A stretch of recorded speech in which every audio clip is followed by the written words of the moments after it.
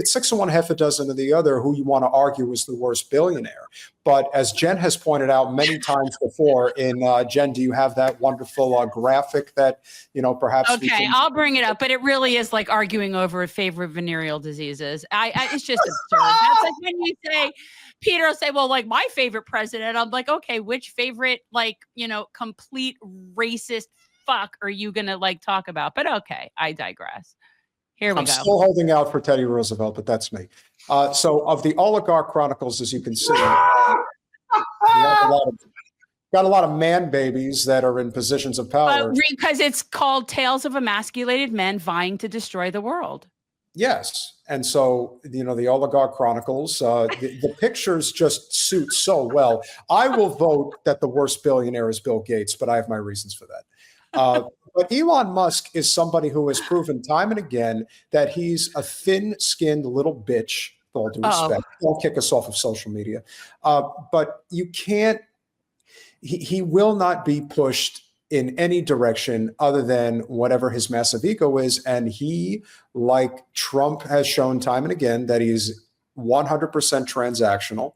If you give him the money, he will let you do whatever you want. Much like, as we will get to, Miriam Adelson giving him $100 million to annex the West Bank. It's the same thing. And so when we have reached a point where a lot of these bureaucratic problems within this broken system has reached a tipping point, rather than having dealt with it over the decades that it should have been dealt with, it's now it's now at the point where it may actually bring down the whole system, which is what Musk is essentially doing, and he's doing it at breakneck speed. I'm going to go off the board and just respond in the moment that for today, my winner off of that list is Bezos. And the reason is his pronouncement that the Washington Post editorial section will now only, hold on, wait for it, will only discuss personal liberties and free markets, literally his exact words. And it's like, if you could define, the neoliberal, dismantling of what used to be representative democracy, flawed and racist though it was, it would literally be those 4 words. Like, that's literally the exact 4 words that I would use to summarize neoliberalism. And then he went a step further and explained his rationale. And he said that you might have expected in the past that a newspaper, especially one with a local monopoly, would be responsible for delivering a diversity of opinion. But now the internet can do that for you. So essentially, he just said, over here at WAPO, we just doing propaganda now. Mask off. And that is really what has these last 17, 18 months have been for so many Americans, is like the stripping away of the illusions that had concealed the massive corporate takeover of the United States government. Yeah. And that's what's ultimately at stake is it possible anymore to actually have government by and for the people? Or is it just going to be government by the corporation, for the benefit of the corporation? Because they're telling you that we control your news sources. We're going to pump you full of propaganda. We saw MSNBC, unroll this slate of firings and demotions for anybody who even had the audacity to breathe the word Gaza under their breath. I mean, people are talking about Joy Reid, being some kind of, stand-up person for Palestine. That she was not. Let us be clear. You cannot oppose a genocide while supporting the genocider. But the point is that anybody that even muttered Gaza under their breath at MSNBC or MSDNC, as we like to call it, has now been excised from that media network. So what we have is a fully controlled corporate takeover of the government, of the media, of all of our organs of local government. To go back to that single payer healthcare in the state of California. All of the insiders said that the last time it came up, if I'm not mistaken, it was 2022, they had the votes. And then the insurance industry laid $1 million down on the Democratic Party. And just like that, just like that. So understand that like what we are actually fighting for here is what used to pass for representative democracy. And you got to take a stand right now while you still have the vestiges of electoral institutions intact to actually vote for a people power movement. Last thing I'll say, because this is just hitting my head as I spit this out. And don't fall for the Bernie Sanders okie doke. Oh, You know, like no.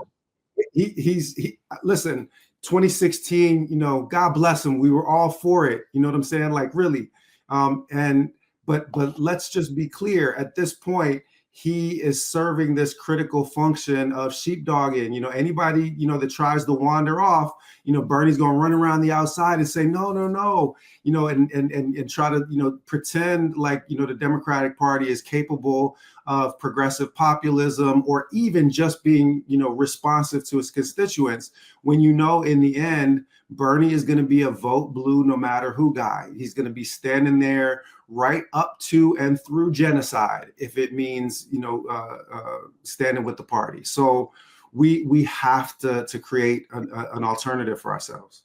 I agree. My only concern, and this is just my putting this out there, is that the Green Party has not always gets the best rap. Like there's definitely people of issues. So while a lot of people support the concept of third party, there are definitely people that are not psyched on the Green Party. I am not one of those people because it doesn't really matter what I think. I live in Florida. But so like that is a concern. And to me, I think that you in particular are an excellent opportunity to change the narrative of the Green Party. Just the fact that your name is Butch kind of right there changes the narrative of the Green Party. I'm sorry. But like it is the naming, the branding. It's always been very, you know, hippie, tree hugger, pretty feckless, you know, just and that is something that I think is a branding problem. I think it's no. Go ahead, Butch. No, please. I said a lot. I'm gonna let y'all get in. No, I think you're right, and I think that, you know, we have pointed this out to you on the previous visits you've made to our channel, that it has a horrific branding problem. But I think that you have the opportunity to redefine it in a lot of ways, because you're not a person that comes off like a hippity dippity tree hugger. You're a fighter. You have excellent oratory skills, and you have the way of inspiring people, which I think is also the key ingredient here. And you also have a way of speaking with people. And we actually brought this up on the podcast last week, and I mentioned to Jen, because we obviously have our opinions about Dr. Stein, and not that we think she's a bad person or anything. Not at all. We can remember when you guys were on the Breakfast Club and how Angela Rye had a lot of smoke for Jill, but she wouldn't dare attempt to even give you the smoke. And I was like, yeah, that's definitely her playing a very careful role with the Black community. I call it cowardly. Yeah. I call that cowardly. But you do you. Well, she's not dumb, because she knew that if she attempted to come after you, you would have put her in her place. And that's not something that she could have afforded, and she wouldn't have been able to push back with a justifiable argument. I think right now, and we'll get to the message that Bezos actually put out there, but do want to hear your thoughts, that you can't look at what Newsom's doing. You can't look at what Harris is doing. You can't look at what the Democratic establishment is doing. The fact that Wasserman Schultz is still being wheeled out there. The fact that Jeffries doesn't know what the hell to say when he goes in front of the camera. Knows what he wants to say. And then, of course, you have Schumer, who's maybe the biggest joke of them all. And so when you look at where the party is right now, it's almost like you have to channel Trump from 2016 and say, what do you have to lose at this point? Give us a chance. You're going to continue going with these guys? I think it's time to give Butch and the Greens a shot at this and see what we're capable of doing. Excellent setup. So the definition of insanity is repeating the same actions and expecting a different outcome, correct? Yes. So the one thing that we know for sure is that the Dems cannot and will not protect us from the emergence of a genuinely fascist Nazi-style state. They won't, and they can't. How do we know this? We know this because Hillary's Pied Piper strategy, don't forget, handpicked Trump as her opponent to run against.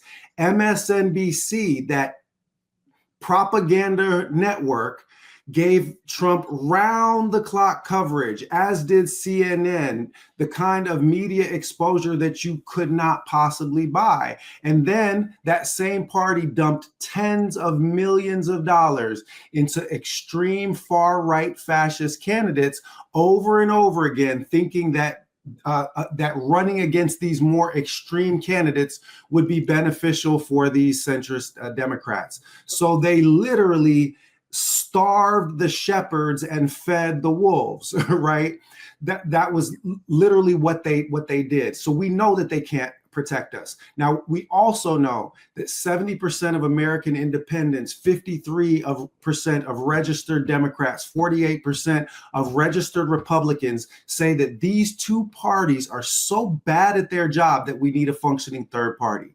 So we all know that this move needs to be made, which takes us back to Jen's point. And I'll speed over the complimentary, things about my, oratory approach and communication, because it's really, to me, fundamentally about the issues. And all I want to do is do justice to what is in the culture in response to the place where we are. So with respect to the Green Party has not just the branding problem, the Green Party has a winning problem. The Green Party, and I've said, this is not me telling tales out of school. I've gone to Green Party National Steering Committee meetings, coordinated campaign meeting, California Green Party, and said that this is, aging white leftists that have been happy to stay on the field, but not playing to win. And I'm sorry, if I'm in this fight, I am playing to win. And the reason why we're playing to win is because these lunatics will end human civilization if we let them. They will do it either through nuclear escalation or through environmental collapse, because they refuse to rein in these corporations that pollute us and burn us. How do you want it? Do you want to die, in the next storm? Do you want to die of starvation because, we top a 2 degrees Celsius temperature raise? So we have to be deadly serious about fighting back. And that's the reason why I did not want to let the foot off of the gas. I went straight into a gubernatorial campaign so that we could build. And I'm going to tell you how it's going. We've had almost 500 volunteers sign up in the first month that we've had the campaign up and running. We've had, between the pledges from the big money in the Muslim community and the hundreds of small donations that have come in from across the country. I was checking the numbers before we came in. We were at 133K in our first month of fundraising when we started today. Our goal for February was 100. Let's go, because we have to be absolutely deadly serious about putting together a ground game, which is another issue that the Green Party has had, is not have robust ground games to actually turn out the vote and to win in communities. So I do not reject, or try to deflect any of the criticisms about, the Green Party's past shortcomings. We have to own those, and we have to be deadly serious about building an alternative. And what I think is that we have the electoral access, we have the ballot access, we have institutional depth. People like, Dr. West, I'm a big fan of Dr. West. Dr. West and Melina Abdullah ran, and they learned just how difficult it is just to get ballot access across the board. Love Claudia de la Cruz, as a candidate and as a human being. PSL came in with something like 0.2% of the vote nationally. I don't think that the structures of that organization, as much as I love them, are ready to grow in the same way that we're ready to grow. So as I always have in my life, I'm betting on me, and I'm betting on, putting together a team that is capable of doing serious fundraising, serious organization building. And if you build it, they will come. And I'm not going to name her name, although if you were to guess it, I might affirm it. But I have already heard from, some very prominent former Democrats asking, should I be making this move to green? And that's not going to be, there's going to be a number of defections, because as we already pointed out, the Democrats ain't never getting up from what they did to themselves in this last electoral cycle. They've fallen and they can't get up, like the commercial used to go. Good. Definitely agree. And I think it's also tantamount that people recognize that if we do not make some type of a substantial break in another direction, this is what we're facing. And as you mentioned, Bezos probably is the most, well, let's put it this way. I think Bezos, more than any other multi-billionaire, embraces the role of the villain more than anybody else. And as a tribute to one of the greatest actors of our time, nobody played Lex Luthor better than Gene Hackman. Oh yeah, of course. Okay, yeah, and R.I.P. to Gene Hackman. The greatest Lex Luthor. I thought you were going to go a different direction, because I could only see Dr. Evil when you started talking about Jeff. I see that. Thank you for that. Thank you for that. He is. No, he's Dr. Evil. The thing is that about this, and we're still looking at this post about the WAPO, but like, did anybody actually think that when he bought the Washington Post, that wasn't going to affect their like bias? Like, did anybody actually think that when Capital purchased the Fourth Estate as a profit industry, that maybe it would stop being a watchdog and start being a lapdog? Like, did anybody think of that? But that's why we've always been saying that this is a class war. And for people who do not weaponize race, they understand that that is exactly what it is. And no one would benefit more from a class war working for the working people than the Black community. And people like Butch understand that, but people have weaponized it for years. So their attitude was, well, Jeff Bezos is on our side, so it's not a big deal. He's fighting the good fight, because there are liberals who truly believe that their side is better. That, well, okay, maybe we do this, maybe we do that, but do you really want the Republicans? That's how they think. And so this sort of mea culpa, if you will, that Mr. Bezos put out there today goes like this. We are going to be writing every day in support and defense of two pillars, personal liberties and free markets. Boy, he ain't hiding. We'll cover other topics too, of course, but viewpoints opposing those pillars will be left to be published by others, i.e. not the WAPO. There was a time when a newspaper, especially one that was a local monopoly, you are the type of person who made it a monopoly, might have been seen as a service to bring the reader's doorstep every morning a broad-based opinion section that sought to cover all views. Today, the internet does that job. I am of America and for America, and proud to be so. The country did not get here by being typical, and a big part of America's success has been freedom in the economic realm and everywhere else. Keep in mind, this is a guy who's worth over $100 billion talking like, excuse me. This is a very, very small man. He is a very small man. And I just can't think of anybody smaller. Freedom is ethical. It minimizes coercion, and practical. It drives creativity and invention and prosperity. I offered David Shipley, whom I greatly admire, the opportunity to lead this new chapter. I suggested to him that if the answer wasn't hell yes, that it had to be no. And after careful consideration, David decided to step away.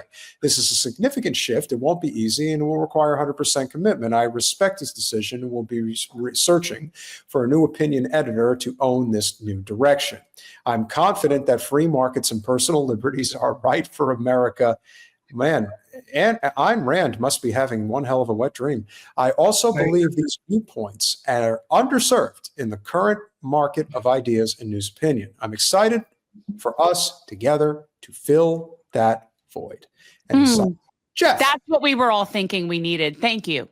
Thank you for that. No, but as if WAPO wasn't terrible enough to begin with, as if it wasn't the worst corporate oligarchic newspaper. I mean, yeah, you want to argue the New York Times, fine. New York Times, I'll say, 6 of one, half dozen of the other. Same difference. But it's as bad as it gets.